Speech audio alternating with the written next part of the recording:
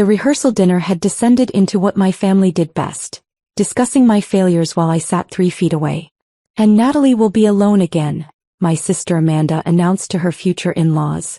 We've given up asking if she'll bring a date. She's married to her work. I sat at the end of the table watching my family perform their familiar routine. At 36 I should have been immune, but Amanda's triumphant tone still stung. What kind of work? Amanda's fiancé's mother asked politely. Some policy research thing, my mother Patricia answered dismissively. Government consulting. Very boring, very solitary. No wonder she can't meet anyone. That boring policy research thing was my position as Senior Policy Director for the National Governors Association. For 12 years I'd been shaping legislation, advising state executives, and building coalitions that changed how government functioned. My work had influenced education reform in 15 states and healthcare policy nationwide. They'd never asked for details. We're seating Natalie at table 9, Amanda continued, with Marcus's teenage cousins. She won't mind, she's used to being by herself. Marcus cleared his throat uncomfortably. Amanda, maybe we should seat Natalie with adults. Every table is strategically arranged. There's literally no appropriate table for a single 36-year-old. She softened slightly. Besides, Nat's good with kids. Right, Nat? Good with kids. Code for, we need a babysitter. Whatever you need, I said quietly, checking my phone. A text from James. Security detail confirmed for Saturday. 5 p.m. You sure you want me to come? Last chance before this gets complicated. James Thornton, Governor of Virginia and the man I'd been secretly seeing for 8 months. We'd met during a policy summit, bonded over education legislation and somehow fallen in love. We'd kept the relationship intensely private. James was recently divorced mid-campaign for re-election. But last week he'd been adamant.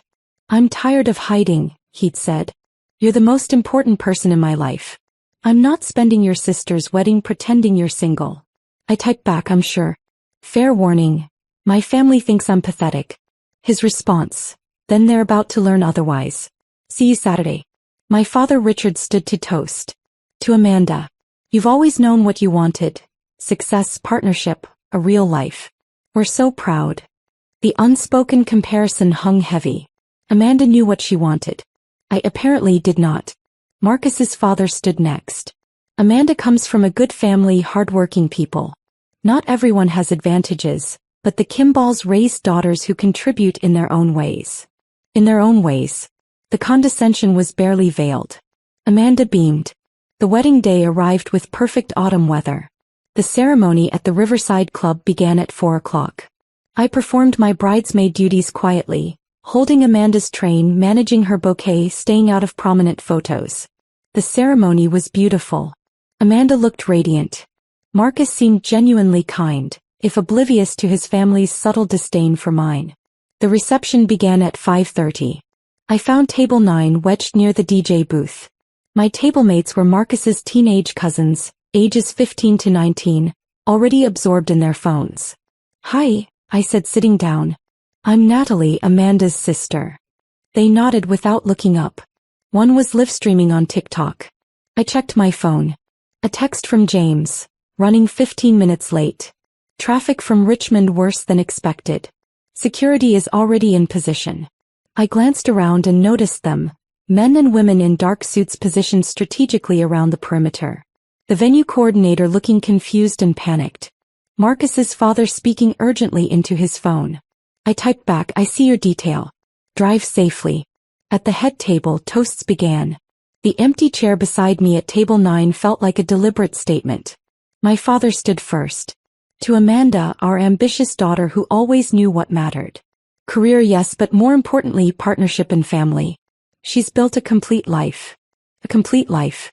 The implication was clear. Mine was incomplete. Marcus's father stood next. I want to welcome the Kimball family. Amanda, you've shown remarkable determination in building your career while maintaining your priorities. That's a balance not everyone achieves. Not everyone achieves. He glanced at me briefly. Amanda stood for her own speech. I want to thank my sister Natalie for being here. I know it's hard for her to watch her younger sister get married when she's still focusing on her career. But Nat, I appreciate your support. Even if your life looks different from mine, we're still sisters. Even if your life looks different. The pity in her voice was genuine, which made it worse. The teenagers at my table didn't even look up. Then I heard it, the shift in energy, the murmur rippling through the crowd. James Thornton walked in. The governor of Virginia entered flanked by his security detail, and the reception fell into stunned silence. James was immediately recognizable.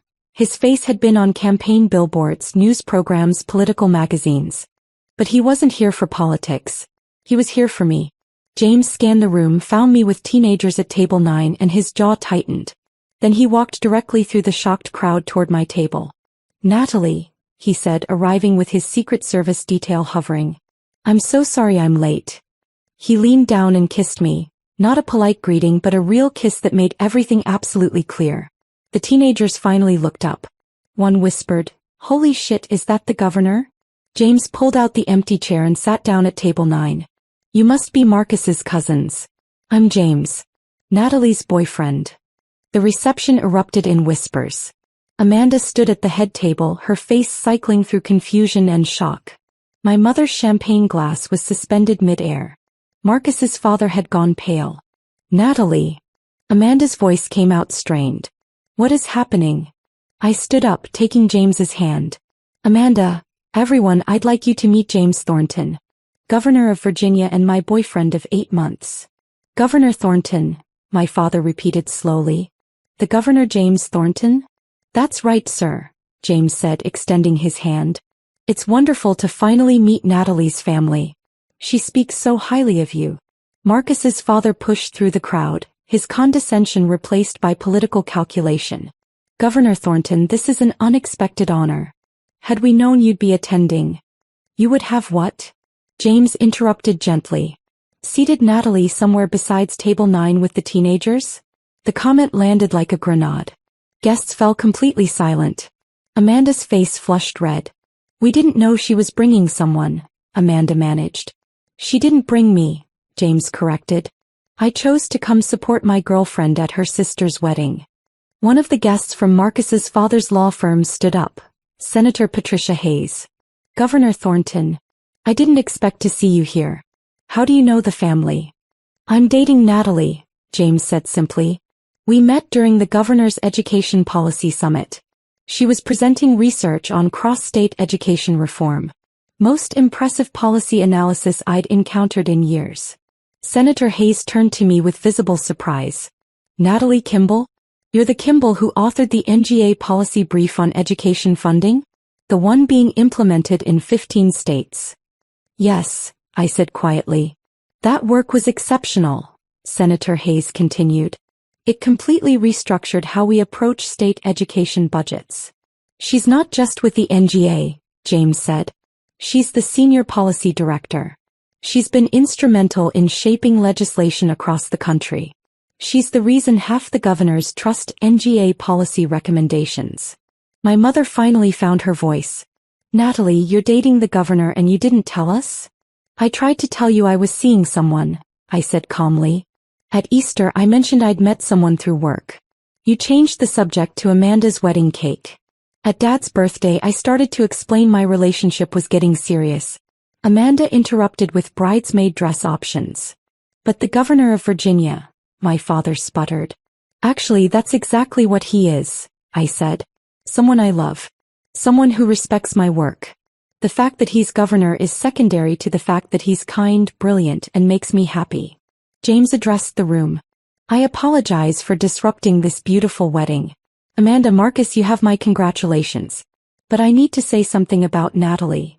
He looked at table 9's position near the DJ booth. "I've worked with dozens of policy directors across the country. Natalie is the most talented strategist I've ever encountered. Her work has changed lives, improved education for millions of children, restructured healthcare access, reformed criminal justice systems. She's being considered for deputy director of the National Governors Association." Marcus's father recovered enough to attempt networking. "Governor, I had no idea about Natalie's position.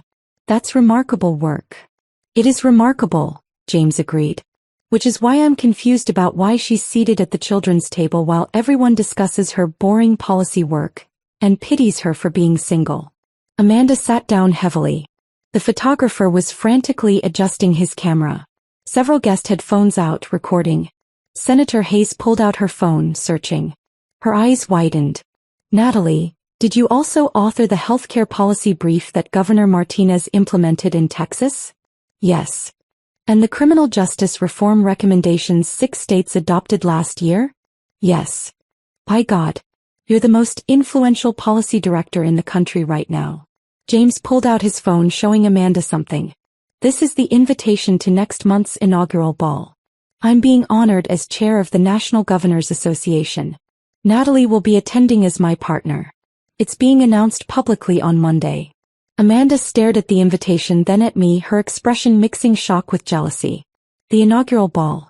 With all the governors. And the vice president," James added. "And about 300 political leaders. Most of whom already know and respect Natalie's work." My mother was crying now. "Natalie, sweetheart, why didn't you tell us?" "I did tell you," I said. "You just didn't listen. You were too busy explaining I was married to my work and couldn't find a date." Marcus approached, genuinely apologetic. "Natalie, I'm sorry. For the seating arrangement, for my family's comments. You deserve better." "Yes," I agreed. "I do." Amanda walked to the DJ booth and took the microphone. The room fell silent. "I need to apologize to my sister," Amanda began. "Natalie has supported me through this entire wedding process. She listened to me obsess over flowers and seating arrangements and never complained." Her voice wavered. "In return, I seated her at table 9 with teenagers.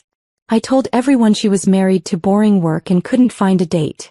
I had no idea she was dating Governor Thornton. I had no idea she was one of the most influential policy directors in the country. I had no idea because I never bothered to ask." Tears streamed down her face. "Natalie, I'm so sorry. You deserved better from me. From all of us. Please forgive me." The ballroom was silent, waiting for my response. I stood up, James beside me. "I forgive you, Amanda. But things need to change. Real conversations about my life. Real interest in my work. Not just when it's impressive or politically connected." "Absolutely," Amanda said. "And you're moving to a proper table. Both of you. Right now." Staff scrambled to add chairs at the head table. The reception continued, but everything had shifted. Guests who'd ignored me now wanted to network. Marcus's law firm partners suddenly found my policy work fascinating. During cake cutting, my father made an impromptu speech. "I want to apologize to my daughter Natalie. We failed to see her accomplishments. We're committed to doing better." As the evening wound down, Amanda pulled me aside. "Nat, I'm so sorry. Not just for today but for years of dismissing you. You didn't miss it, Amanda. You chose not to see it. I know. And I'm ashamed." She paused. "The inaugural ball. That's incredible. You're incredible. Thank you. Will you tell me about it? About your work, about James, about everything I've missed?" "Yes," I said. "But you have to actually listen this time." "I promise." As James and I prepared to leave, security detail forming around us, I looked back at the Riverside Club. At the wedding where I'd been mocked for my empty chair, seated with teenagers, pitted for my incomplete life. They'd classified me as a failure, someone who couldn't find a date and was married to boring work. They hadn't known about my relationship with the governor, about my influence on national policy, about my upcoming appointment. They'd been wrong about everything. And now finally they knew it. The car pulled away toward Richmond, toward a future that didn't require their validation to be real. I'd been seated at the children's table, my empty chair mocked and pitted. But I'd never actually been alone. And I'd never actually been failing. I'd just been building something too significant for them to see, until a governor walked in and made them look. The drive back to Richmond was quiet at first. James held my hand while his security detail followed in the car behind us. My phone had been buzzing non-stop since we left. Texts from relatives I hadn't heard from in years, Instagram follows from Amanda's friends who'd ignored me at the reception, messages from Marcus's law firm colleagues wanting to connect. "Regrets?" James asked finally. "About us going public? Never. About the timing? Maybe a little." He smiled. "Your sister will forgive you. She already has, actually. Did you see her face when I mentioned the inaugural ball? That was strategic. It was necessary.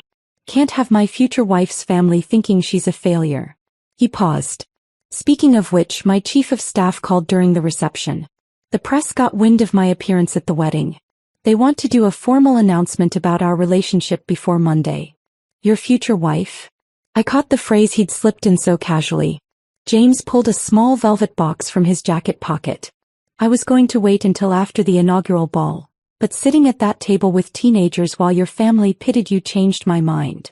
He opened the box, revealing a simple platinum band with a single diamond. Natalie Kimball, will you marry me?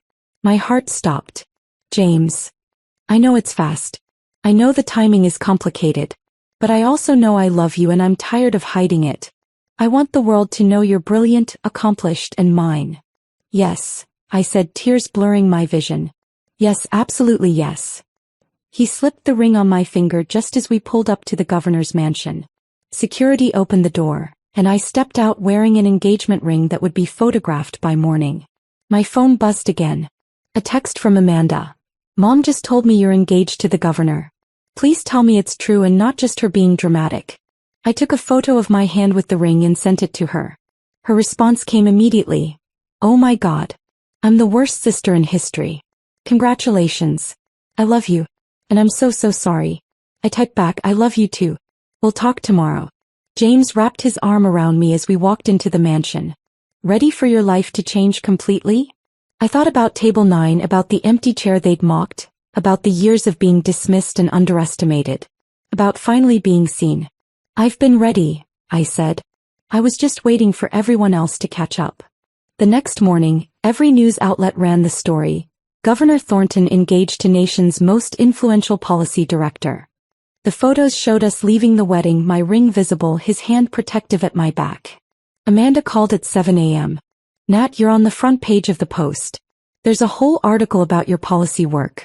They're calling you the hidden architect of state reform. I was never hidden, I said gently. People just weren't looking. I know. And I promise, I'm looking now.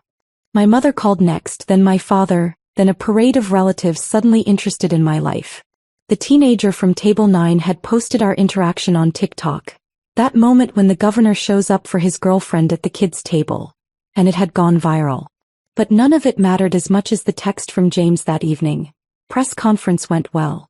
Announced engagement and your deputy director appointment simultaneously. The country is about to discover what I already knew. You're extraordinary. I looked at the ring on my finger, at the news articles praising my policy work, at the interview requests flooding my inbox. They'd mocked my empty chair, never knowing it was reserved for a governor. They'd pitted my incomplete life, never understanding I was building something remarkable. I hadn't needed their validation to be successful. But watching them finally understand what I'd been all along, that was satisfying nonetheless.